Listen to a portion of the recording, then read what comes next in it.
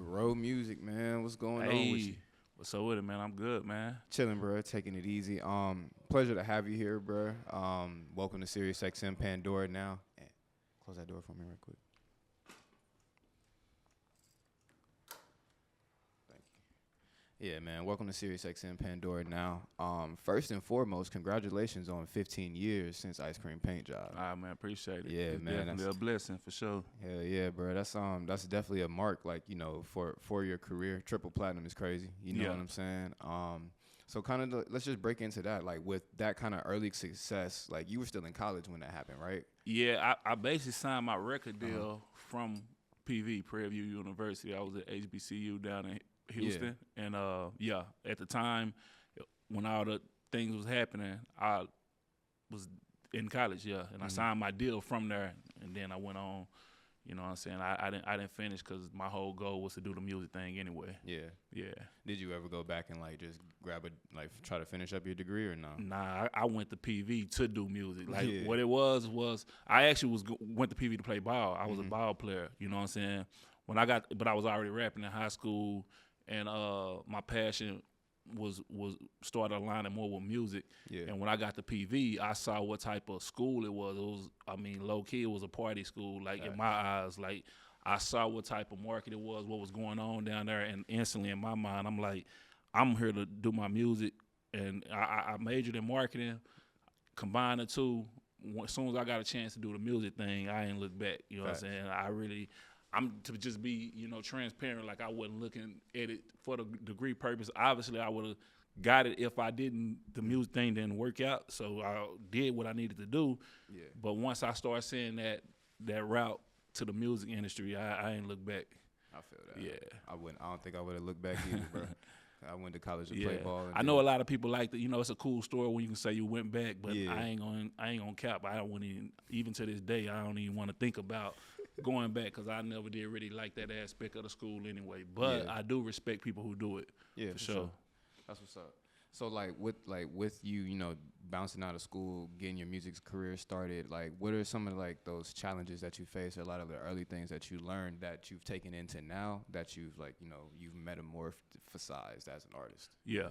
Well, you gotta, in life in general and kind of with anything, you have to go through some sort of trial and error phase, no matter what. Like you can be prepared for so much, but you'll never learn as much until you go through stuff. And that don't necessarily got to be the worst. It don't got to be, you know what I'm saying? Like, it could just be normals up and down, no matter what it is. So for me, just going through the process of learning how to deal with everything simultaneously was getting hit kind of at one time, because I went from coming from where I'm from, which is in Texas, and I was from Dallas.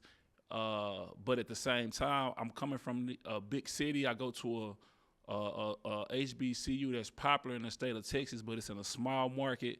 But then at the same time, the big city that I'm from has no foot in the game in the music industry. Right. So it was a weird dynamic. And then I go from that to kind of getting springboarded into what people call success, and now you got a name, and you traveling, and people know you, and you doing shows, and you moving across the globe.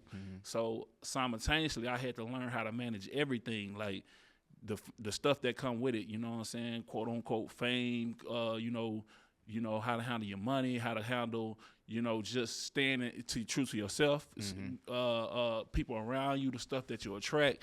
I'm learning it all at one time. So for me, that was the greatest challenge, is just the overall everything that came with it. Yeah. And looking back, I feel like I did a pretty good job with that, because I ended up being able to sustain myself. A lot of stuff come at you crazy in the game, man. It's easy to get, pulled away. Yeah. So I was fortunate to never let that happen. For sure. Yeah. No, that's real. During this time, like, has your creative process changed in any way? Because I know like we're even at a different version of Dorrough itself with the 6'3" addition to who you are in itself. So like, can you break into that a little bit? The creative process, it just keep growing, man. I keep building and expanding as an artist, you know what I'm saying, in different kind of ways. When I dropped my first album, it was self-titled Dorrough Music, but when I dropped that album, I had a split between my fan base from where I was at before that to when I dropped that album, because on that album, that album was primarily records that told more about me and was kind of more of my story, kind of records that was a little deeper than what the mainstream audience was introduced to. Like to the mainstream world and coming out, people knew me for the bangers, that was coming out, Ice Cream Paint Job, Walk That Walk. I had a record that was real big on that project called Wired to the T. Just a lot of stuff that was killing the clubs. You know what I'm saying? I was on the original Holly Berry record, you know what I'm saying, before that got sold to Hurricane Chris. So, and that record was huge. And so I just had like all these records in the space where we killing the clubs, you know what I'm saying, the radio, and we in that space. But and those songs was on this project as well, but everything around that, that was like a 15-song project. Everything else on that album was different. It was just more about me and my personal space that, I was in at the time. And like it told more about me. So immediately when that album came out, and because it was so anticipated, because I had all those big records on there, obviously a lot of people listened to that album. And then I had an immediate fan base split. Like I started getting fans that was like, oh yeah, I like, because a lot of people don't, I ain't gonna say a lot of people. I think everybody like mainstream music, but some people grab on to the other music. You know what I'm saying? Yeah. So I started getting a lot of fans like that, and people that are like, I like when Dorrough do this, and then I got the fans that, I like when he just make the bangers type thing. So long story short, I always had a range. You know what I'm saying? And I used to be like, as an artist, I like creating both. I like creating music. You know what I'm saying? For me, it satisfied me as an artist to do all that. You know what I'm saying? So I could never be the one. And a lot of people early on would always try and push me in a direction to be like, man, just give them what they want. You know what I'm saying? Just do this. Just do this one thing. Just do that. And to me, that never satisfied me as an artist. You know what I'm saying? Even if it would work in the sense of, what I should have did on some mainstream things, I had to satisfy myself as an artist first. Long story short, I had a split fan base, and over time, I learned how to feed both. You get what I'm saying? Yeah. And like now I'm at a point where that I also challenge my creativity. Like how can I captivate new audiences and the people that's following me, and also give the people what they always want and what they expect. So that's the whole story a little bit behind the 6'3" and Dorrough music. The Dorrough music is a little more substantial. You know what I'm saying? I'm trying to mature that brand to where I can show more of my artistry as an artist, give a little bit more about my personal self. You know what I'm saying? Give people more of me. Yeah. I also got a family. I got kids and everything. So I like, and Dorrough is my real last name. So I try and do things thinking from that aspect. You know what I'm saying? I handle a lot of business. Like I'm a businessman as well. So, under that brand, I put all that up under that umbrella. But then I still got the other side of me that's just a straight rapper. That's just on some straight rap shit. You know what I'm saying? The stereotypical rap. And that's what I do with my 6'3" brand. Yeah. But collectively, that feeds me. You know what I'm saying? Like I'm able to express myself as a whole and feel good about it. So instead of having the mindset of, which now on the back end is playing more into my favor. On the front end, a lot of people would think that like, you know what I'm saying, that wasn't the route to go. It'll be more so like you just need to boom, hit one area and maximize on that, and then maybe later on figure it out. But for me, that just wasn't the way to go. So because I did it that way, now on the back end is where everything is starting to flourish now. You know what I'm saying? It's like sometimes the front end win is sometimes a back end loss, and vice versa. Sometimes that front end loss, or what seems to be that, is a back end win. Yeah.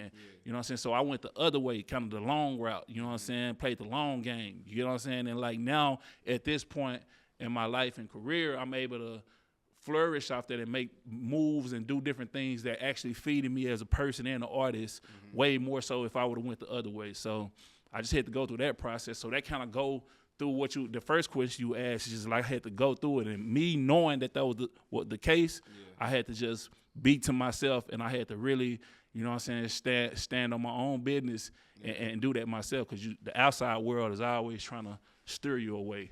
No, that's real. Yeah.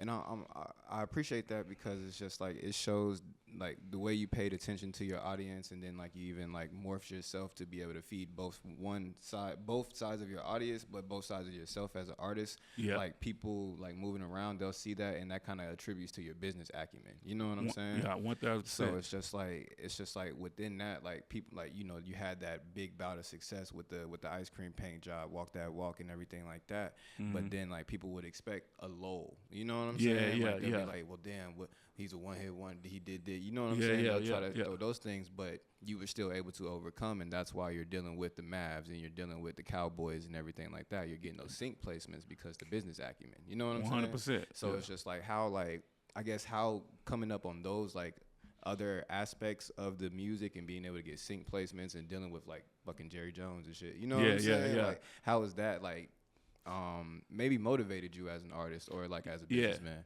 Well, definitely coming from Dallas, I was able to recognize that I had made some musical moves and got to some spaces that never really had been done before. Mm-hmm. So even in my city, it put me in a different light, in a different space, to where I realized what I was to the city of Dallas. Right. And once that really set in, I was able to come to myself and be like, okay, if I'm this to the city of Dallas, then I need to be, and I'm trying to go to that next level, I need to attach to next level things. And luckily, I'm in a city where we have some of the biggest sports teams in the world. Like Dallas Cowboys, like really one of the biggest sports brands of all time. Fact. Till this day. Winning or losing. We ain't won a Super Bowl in 30 years, but we still number one when it come up from a business economic standpoint and the branding and all that. But anyway, the word is Dallas is in front of the Cowboys, and Dallas is in front of the Mavericks. Sure, and I know what I mean to the city of Dallas. Mm-hmm. So I went in my mind, okay,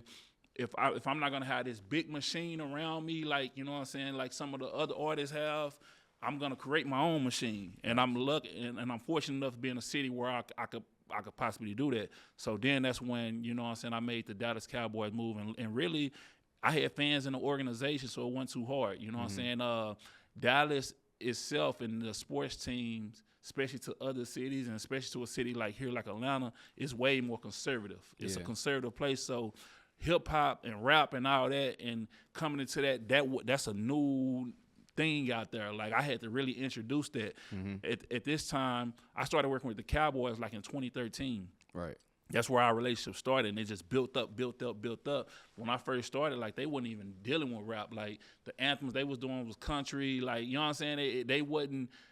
The word rapper scared off a lot of those brands just because what people associate with their mind. Yeah. But I've always kind of been like a different type of rapper anyway, like in a different type of space. Like, you know what I'm saying? My music and my brand was always able to fit into big arenas and, different type of places where a lot of times rap don't be.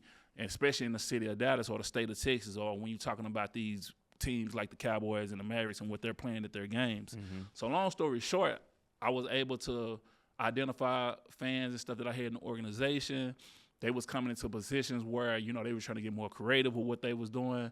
One of the fans that I had in the organization was over the marketing and everything, and he basically went to his boss and was like, "Hey, we want to have something different for an anthem this year. Like, why don't we go into merge into the hip hop world and we do something with Dorrough?" Mm-hmm. And like at first they was a little slow about it, but when I heard that it was interest there, I just took it into my own control. Like, okay, if they talking about it, I'm gonna do the rest. And I just went and created the record myself, like, and then brought it to them and had the meeting, let them hear it. And once I knew what I needed to create for that space, and once they had heard it, they had fell in love with it. They wanted to get behind it, shot videos, and right then I was already like breaking ground with something that had never been done before. Mm-hmm. And we did it, and then from there they played it, and it started kind of going up. And then I started getting like tickets to games and suites, and they just started showing me a lot of love. So then I was like, okay, we should turn this into something bigger and introduce the merch side of it, and doing merch with them and doing anthems and performances and stuff. So we kind of came up with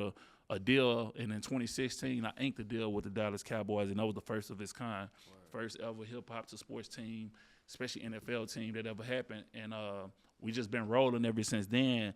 And then I've been from that, it was easy for me to kind of make other deals with like other teams in Dallas, like the Mavericks, which who I'm really rolling with now. We actually just did the anthem for this season, and it's for to come out in the next couple of weeks. So for the 2025, we dropping the Dallas Mavericks anthem. And, I just kind of just learned to do that myself, though. It really was no blueprint. That was the thing. Like, it wasn't nothing I can go see and be like, okay, so-and-so did this. Let me follow this. I kind of had to create that myself. Yeah. So I did that until this day. I've been utilizing that to also help build my machine and just, you know what I'm saying, give back to the city as well. I love doing it because I'm a natural fan, too. I'm a natural Cowboys fan. I'm a natural Mavericks fan. So I'm not forcing it. I know what the city on. I know what to talk about. I know what it actually is. I know what our brand is. Yeah. I know what my brand is, so I know how to put it all together, and that's what they'll appreciate, you know. So, for sure. Yeah. That's real. All right. So, like, I know, like, the machine is something that we've been mentioning, like, during the conversation. And, like, when the ice cream paint job stuff, like, dropped, like, who did you sign? Yeah, so I was independent all the way up until that record, and I did a deal with E1. Well, they was Koch Records at the time. Okay. You know what I'm saying? Now they went to E1. Now they Monarch. You know what I'm saying? So Monarch that's the same thing. Yeah. And we did a 3-album deal. We did the deal because the next album after that was the Get Big album. And I had the big Get Big record with the big remix and all that. So the first 3 albums went good, really well. And it's crazy because when I finished my deal with E1 at the time, it was going into 2012. And 2012 was really like the transition of the whole rap industry from everything, from CDs to streaming to the sound. Everything changed. Like, so I was right, and I had just came into who I was. So I was right in that transition of everything, which was actually difficult but beneficial at the same time because this day I know both sides of how it is and how it was, as far as just like the benefits and the pros and cons of how it was before streaming and with CDs and without CDs. And I'm able to take the knowledge that I have from both sides and the grind that, before the stream, it was a whole different type of grind that I'm able to apply to what I'm doing now, and I'm seeing a lot of success for it that a lot of artists may not understand, because when you come into the game and the internet is prominent as it is now and it's right there, you're going to be more prone to using that all the time and really leaning on that. And I know really I look at the internet as a secondary factor, you know what I'm saying? Even as prominent as it is, I know how important it is, but I still look at it from like, okay, I like that quote unquote old school route where we got to go see people for real. You know what I'm saying? Like, I drop a record, even with this new record, like I know every DJ in the country. I could literally call, text everybody, DM everybody, literally. But now I'm pulling up instead. Like, I'm gonna go to the city. You know what I'm saying? I started off in Dallas, obviously, because I'm there. I'm going to go pull up on all the DJs at the club for real, giving it to them in real time. Going to Houston, doing the same thing. Coming out here, we just did the Carolinas. I'm going to do the same thing out here in Atlanta. LA, I'm going to go everywhere where I know I can hit these people up. I'm going to go see them for real. It's just a different type of connection. You know what I'm saying? And I understand that. But I'm also play the internet game too. I understand that, hey, the internet is important. If I can get something popping on TikTok simultaneously while I'm moving this record in the club, I'm gonna do so. But in my mind, I'm gonna pretty much stay attached, and I'm gonna react to what I'm saying in real life. Because the internet is tricky. It can really fool you. Like, you can have something moving on the internet and it can look like you got, you know what I'm saying, the biggest thing moving, but when you go out in real life, it ain't translating the same way. But I've never seen it the opposite way. If something translating in real life, it's going to end up on the internet, and it's going to move well on the internet as well. You get what I'm saying? So because I know that, I'm able to apply that as an artist, and really, because I know both sides of it. Like, I started when it was nothing like this, and it transitioned, and now it's all the way like this, but I can see both sides of it, and I know the pros and cons. So I'm able to apply that, you know what I'm saying? And I be trying to put other artists on game too. That's real. And like, you know, just kind of mentioning the other artists and everything like that, we do have my boy Ghost here. Yeah. You know what I'm saying? Yeah, shout out to Ghost, man.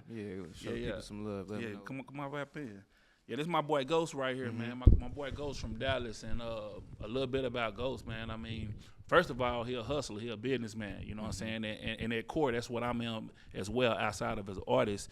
And, you know, we got connected through somebody mutual that we both admire and think is dope was DJ Paul from 3-6 Mafia. Super admire. Yeah. So like we got connected through him, and like I'm real big on how I meet people. You know what I'm saying? Like, or situations I meet people. Like, if I get connected to somebody who I genuinely like rock with, or I feel like, you know what I'm saying, that they somebody I really respect, then if I meet a person through there and we end up connecting, that's a big part of us staying connected. Mm-hmm. So that's how we met. But Ghost is also a dope artist too. You know, he really from a official standpoint, he really just now stepping into the music game, but he been doing music all his life. Mm-hmm. You know what I'm saying? And we end up just doing some records. Like we you know, as we got connected, I'm a type of person where I like doing music. If I hear a beat playing and I get inspired, we just gonna start working, and whatever we put it out. If we don't, we don't. But we gonna work, and that's kind of how we did, man. You know, I pulled up at his crib one day, you know what I'm saying? They had some beats playing. We ended up just doing a record, and that's how we started our music journey.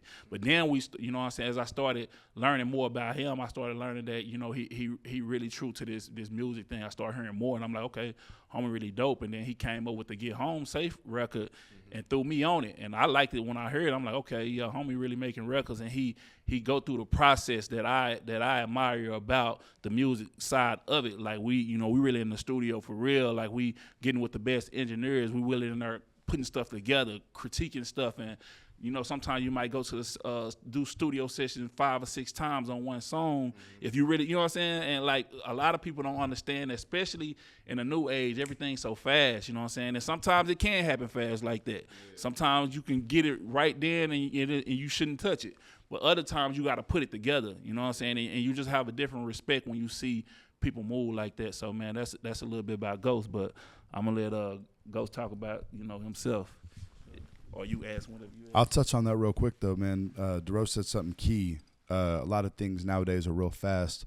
I'm a perfectionist myself, and I really do like to take my time with stuff. Like I said, things are fast, you know, nowadays. But, you know, there are some songs that I've spent so much time, energy, effort, money at the studio.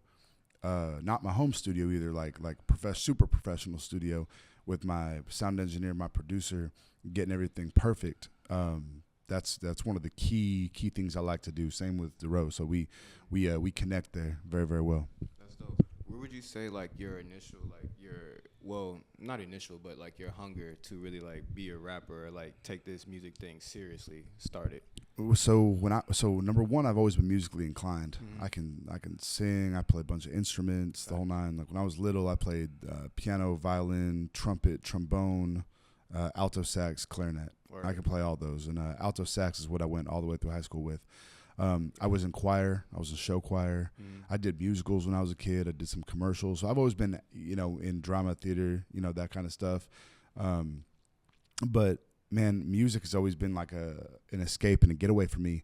And when I was a child, my mom would hear me in the car, and she would just stare at me and be like, "How do you know every lyric to this song and you can memorize it all?" Because my mother's amazing. She plays piano and she sings and stuff. She's been doing this for over 50 years. But she told me that it's hard for her to memorize all the lyrics. She has to read them. Me, I can just rap on beat, no problem, all the time, and I can do it. It's just a natural gift that I have.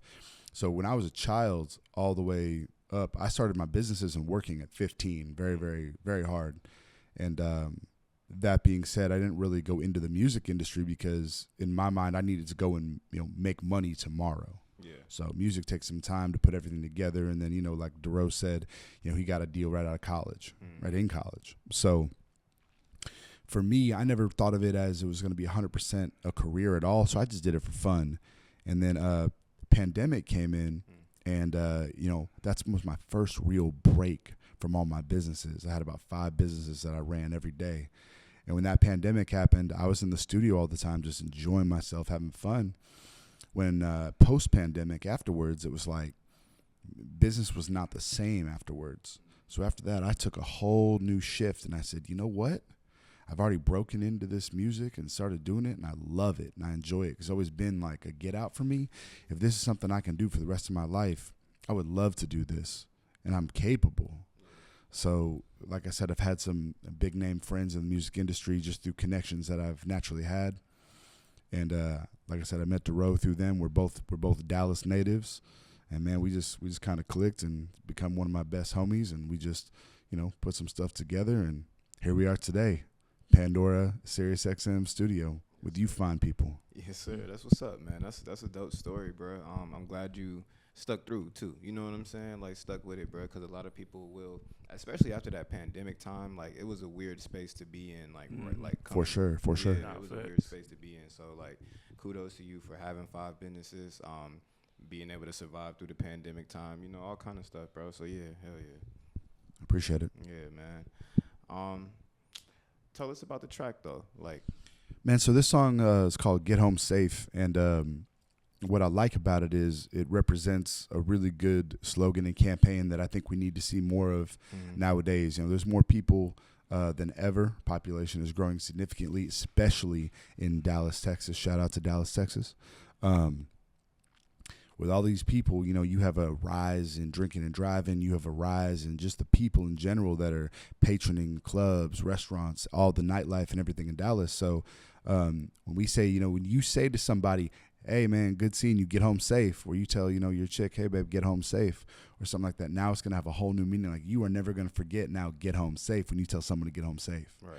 So I just think it's something that everybody can get behind. It's a good slogan. It's a good campaign.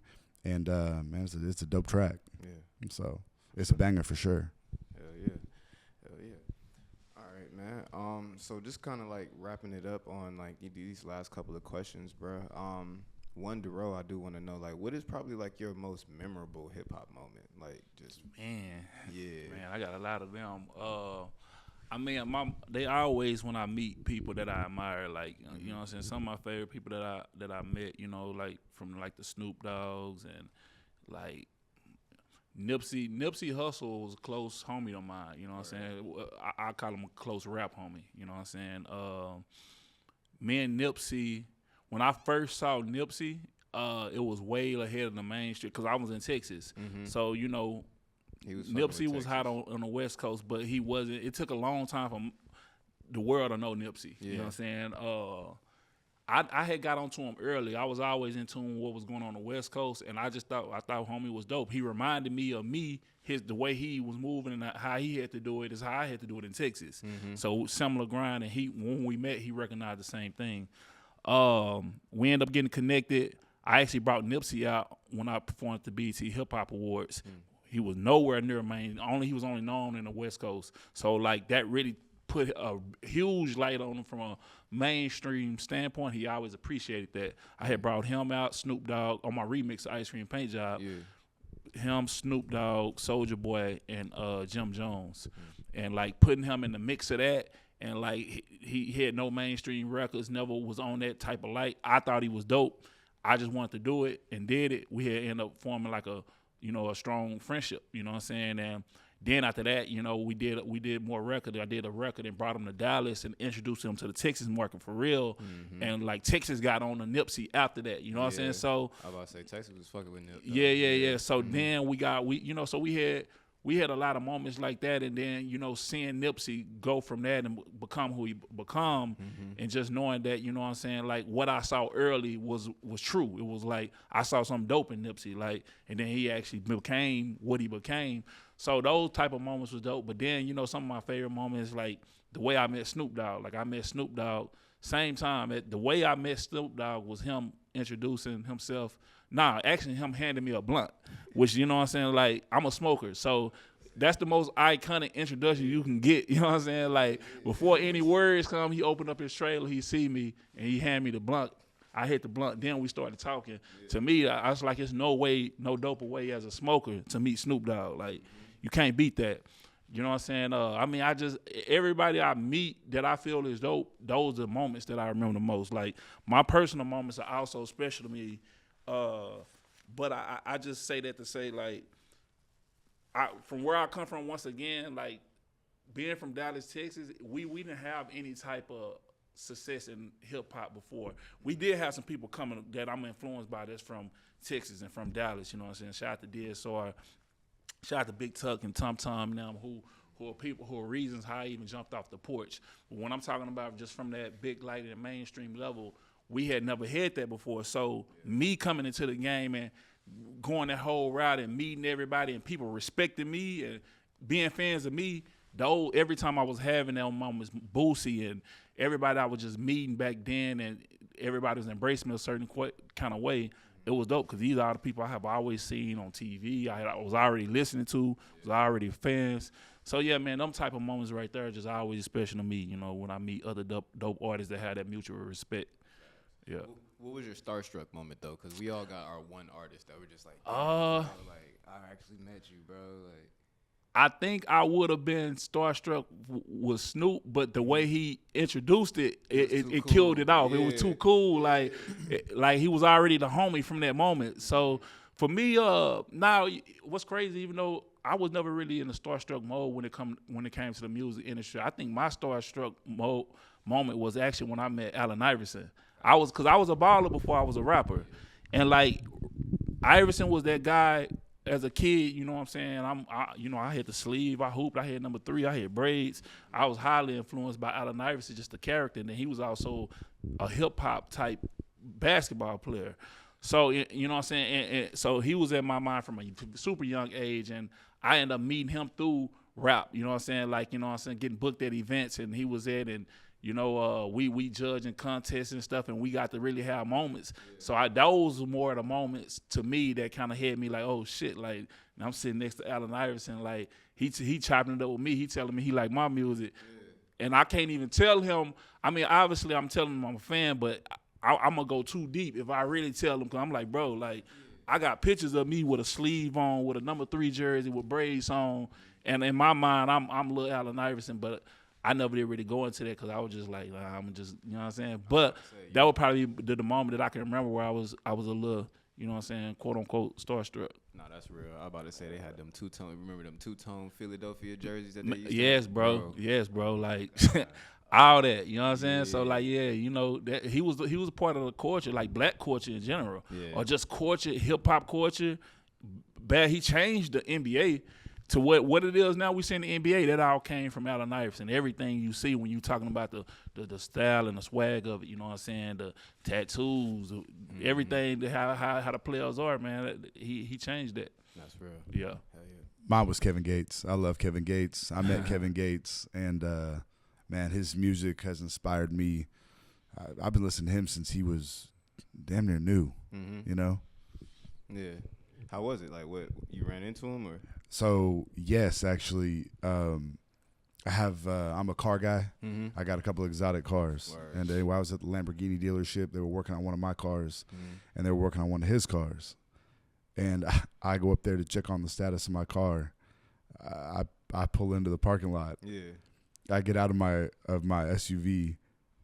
I'm walking in, and Kevin Gates is standing at the front of the door on the phone with feathers in his hair, and I'm just like, oh my God. I said, that's Kevin Gates. Yeah, I was about to say. And man, we actually had a 20-minute conversation. He had a show that night in Dallas, and I actually had like 8 tickets to take all, you know, my people. Yeah. And man, he invited me backstage and gave me some passes and stuff. He's a great dude, really cool guy. That was my starstruck moment. I met a whole bunch of rappers, celebrities, and stuff, but Kevin Gates was one of my favorites. Is one of my favorites. What would you say, like, maybe one of your biggest influences was? Growing up, man, I listened to 3 6 Mafia, and I have the pleasure of being friends with DJ Paul, Paul.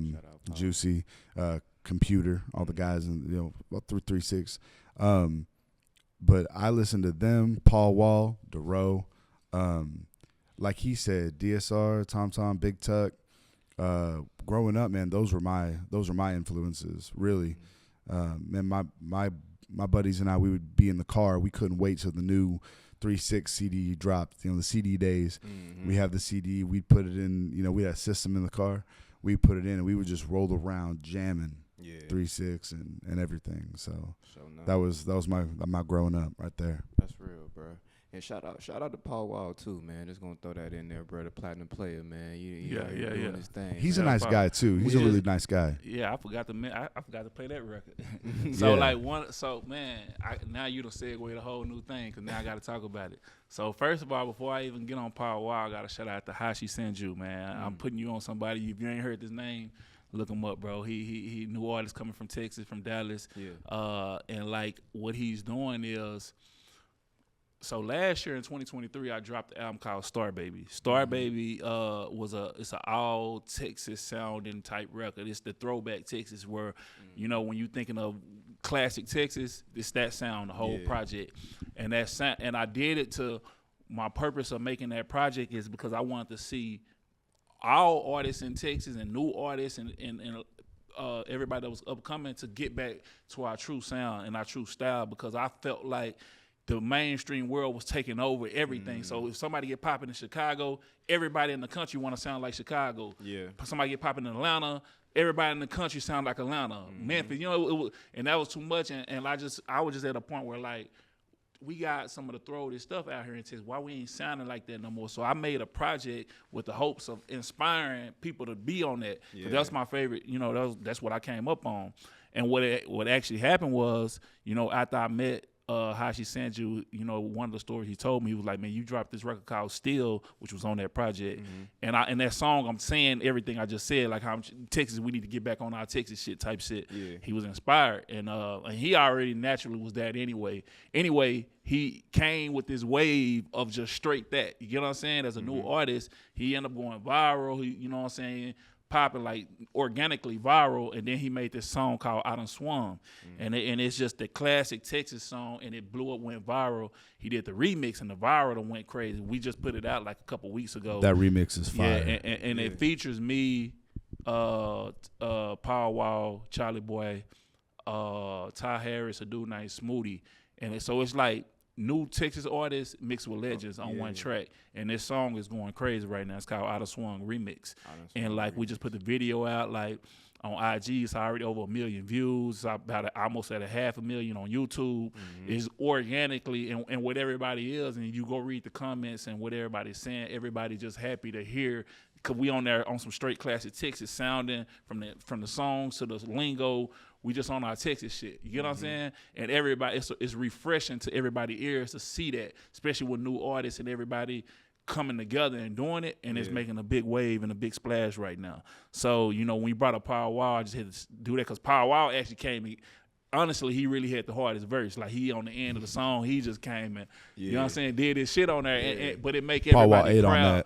It make everybody proud because it's like, that's the Texas where that's been gone. Yeah. And so for 2025, what I'm seeing and what I think and predict is gonna happen, and I can already kind of see it happen, is you for to see a big mainstream surge from Texas artists being original Texas artists, and that sound that people fell in love with from all across the world, because a lot of the comments is coming from all across the world and the country of being proud of that too, because they want to hear that too from us. Just like when I hear West Coast artists, I love when they on their West Coast shit. Exactly. When I hear you know what I'm saying? Even Atlanta, like when I'm listening to Atlanta artists, like when I'm in Texas, like it's a certain sound they got. You get what I'm saying? It's the trap, bro. Yeah, exactly. Yeah. So people really respect that when you really coming with that authenticity, and this song. And Hashi Senju as an artist, it brings that wave. So man, shout out to him, shout out to Power Wall. I just had to throw that in there. I gotta play that record when we get off, so you can kind of know. You know what I'm saying? Nah, that's real though, and I definitely appreciate the Star Baby project. You know what I'm saying? I was like Ballin' Parlay was already one of my favorite songs. You know what I'm saying? So being able to come back, get your own rendition of that, I appreciated that. You also shouting out, fucking the Star Baby itself, you know what I'm saying, as a rendition of Bar Baby. And I put my homies on in college to that song. You know what I'm saying? To this day, my homie Slick, he hit me, he be like, look, the Bar Baby. You know what I'm saying? Yeah. So. Nah, man, yeah, exactly, man. I want to pay homage with that. And even hearing you say that, like, it just stuff like that make me be appreciative of even creating that project, because I was kind of creating that product out of a dark space. It was just like, nothing was like that. And it was kind of a risk. but not necessarily a risk, because anything that's satisfying me as an artist is always going to be beneficial even to myself. Yeah. But I knew that really wasn't the climate. It wasn't the climate of what was going on, even in Texas, which was actually the sad part, because it's like some stuff shouldn't have never left the climate of Texas. You know what I'm saying? So in my mind, I should always feel like Texas is a safe space for me to create this music, and it actually, you know, create a certain type of wave within Texas. But when I created Star Baby, that was not going on. Yeah. I actually did, before I did Star Baby, I did a record with Sauce Walker called Hit a Lick. We did that some years before. We actually did that record some years before, but we didn't put it out until like 2021. Yeah. And then I was really coming out the dark with that, but I was glad Sauce was on board, because, man, him had a conversation, and his conversation was the same thing. He like, man, we need to get back on our Texas shit. Yeah. So we did a record out the thin air. Nothing was like that was on that. And it made a nice little wave in Texas, and kind of put people, and then I created the Star Baby. Mm-hmm. And now we're at the place where How She Sends You coming, and he doing what he doing. Now I'm like, okay, it's there. It's for to happen. You know what I'm saying? So I just like that. I got to kind of pioneer that a little bit, or re-pioneering it, because you already had the people who done paid the way, even for myself. Mm-hmm. So, yeah, man, I appreciate that for sure. For sure, man. And shit, bro, I feel like we can kind of wrap it up on that, bro, because I think the people just need to get ready for 2025, because that OG Texas sound is coming back. So 100%. Get some motherfucking swangers ready. That shit better be poking, you know what I'm saying? Yeah. Like, let's get it going, baby. But I really appreciate your time, bro.